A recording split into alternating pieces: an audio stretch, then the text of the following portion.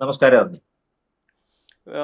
K C Venugopal ഇപ്പോൾ വെള്ളാപ്പള്ളിയുടെ ഒരു പിന്തുണ കെ സി വേണുഗോപാലിന് ലഭിച്ചിരിക്കുകയാണ്. ഇപ്പോൾ അദ്ദേഹം വി ഡി സതീശിനേക്കാൾ എന്തുകൊണ്ടും ബെറ്റർ കെ സി വേണുഗോപാലാണെന്നാണ് അദ്ദേഹം അഭിപ്രായപ്പെട്ടിരിക്കുന്നത്. അതിന്റെ പിന്നിൽ പല കളികളുമുണ്ടോ?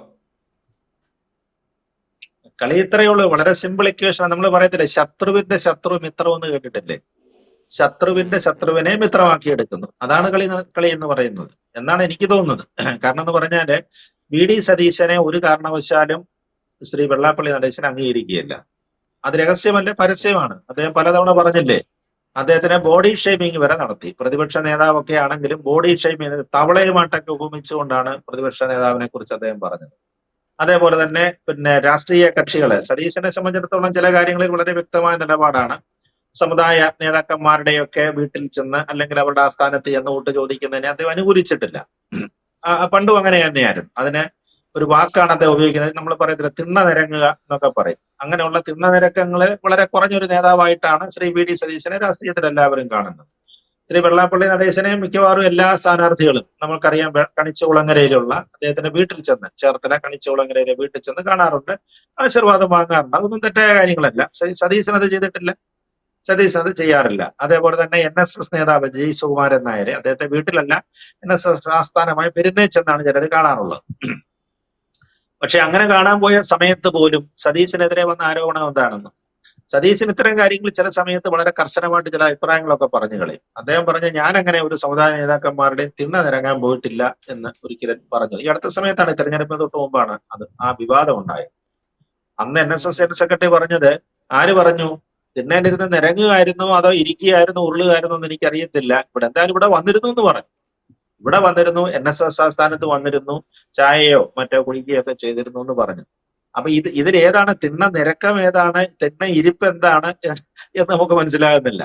അപ്പൊ അത്തരത്തിൽ ഇവർക്ക് രണ്ടുപേർക്കും, സതീശനെതിരെ അദ്ദേഹം പറഞ്ഞിരുന്നല്ലോ, NSS ജനറൽ സെക്രട്ടറിയും പറഞ്ഞിരുന്നു, അവിടെ ഇപ്രാവശ്യം NSSന്റെ വോട്ടുകളില് അത്തരത്തിലുള്ള ചില വാർത്തകളൊക്കെ വരുന്നുണ്ടായിരുന്നു. NSSന്റെ ആഹ്വാനം ഉണ്ടായിരുന്നു എന്ന് പറഞ്ഞ് സതീശനെതിരായിട്ട് പ്രവർത്തിക്കണം. അവിടെ NSSന് കുറച്ചൊക്കെ സ്വാധീനമുള്ള സ്ഥലമാണ് അവിടെ എന്ന് പറഞ്ഞാൽ. നമ്മുടെ ഈ തിരുവിതാംകൂറിന്റെ അത്രയും ഇല്ലെങ്കിലും വടക്കൻ പരവൂരിലൊക്കെ സ്വാധീനമുള്ള സ്ഥലമാണ്.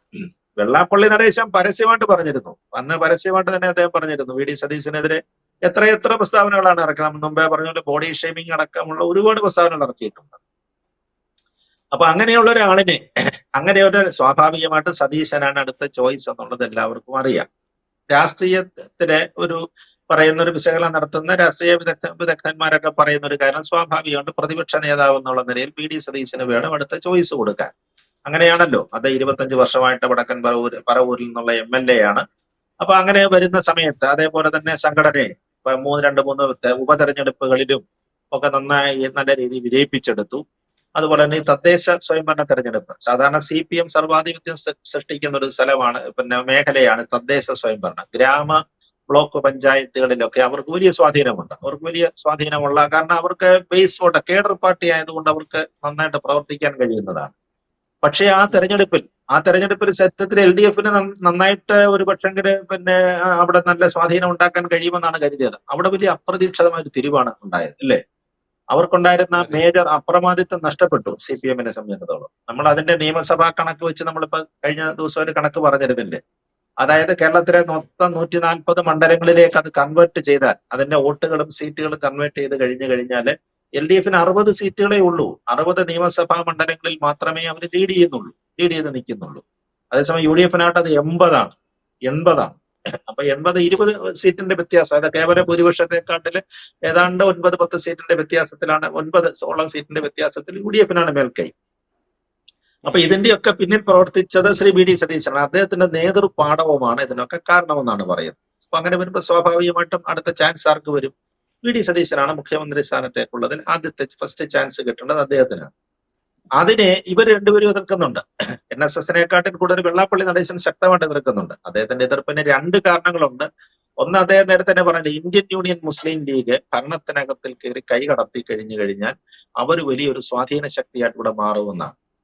കാരണം ന്യൂനപക്ഷ അവകാശങ്ങളുടെ പേരിൽ അവരൊരുപാട് ആനുകൂല്യങ്ങൾ കൊണ്ടുപോകും. അതിപ്പോ പറയുന്നതല്ല, പണ്ടും പറഞ്ഞിട്ടുണ്ട്, നിലമ്പൂർ ഉപതെരഞ്ഞെടുപ്പ് നടക്കുന്ന സമയത്ത് മലപ്പുറത്ത് ചെന്നും ഒക്കെ അത് പ്രസംഗിച്ചിട്ടുണ്ട്, പരസ്യമായിട്ട് പ്രസംഗിച്ചിട്ടുണ്ട്.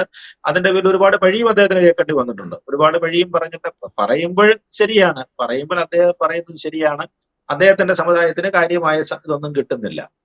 കാരണം മുന്നണിയുടെ ഒക്കെ സപ്പോർട്ടൊക്കെ കൊടുക്കുന്നെങ്കിലും SNDP യോഗത്തിന് മലബാർ ഭാഗത്തേക്ക് കാര്യമായ സഹായങ്ങൾ കിട്ടുന്നില്ല. അവർക്ക് കോളേജുകളോ മറ്റ് സ്ഥാപനങ്ങളോ അനുവദിക്കുന്നുണ്ടാകുന്നു. ഈ ഭൂരിപക്ഷത്തിന്റെ പേരിൽ ഇന്ത്യൻ യൂണിയൻ മുസ്ലിം ലീഗ് ഇതെല്ലാം കൊണ്ടുപോകുന്നു. ഇതാണ് വെള്ളാപ്പള്ളി നടേശന്റെ ആരോപണം എന്ന് പറയുന്നത്. അപ്പൊ അതിനു വേണ്ടിയിട്ട് പല പേര് പറഞ്ഞിട്ടുണ്ട് കേട്ടോ. പല വേദികളിലും സമുദായ സംഘടനകളുടെ മീറ്റിങ്ങുകളിലും അദ്ദേഹം പരസ്യമായിട്ട് പറയുന്നുണ്ട്. അപ്പൊ അങ്ങനെ വരുന്ന സമയത്ത് VD സതീശനെ പോലെ ഒരാൾ വന്നു കഴിഞ്ഞാൽ ലീഗിന്റെ അപ്രമാദിത്വം ഉണ്ടാകും. അവിടെ വരാനുള്ള ഒരു പ്രധാനപ്പെട്ട പോയിന്റ് എന്ന് പറയുന്നത്, ശ്രീ VD സതീശന് ഭരണപരിചയമില്ല. അത് 25 വർഷം MLA ആയിരുന്നെങ്കിലും ഒരിക്കൽ പോലും മന്ത്രിയൊന്നും ആയിട്ടില്ല അദ്ദേഹം. അപ്പൊ അതുകൊണ്ട് ഭരണപരിചയം അദ്ദേഹത്തിന് കുറവായിരിക്കും.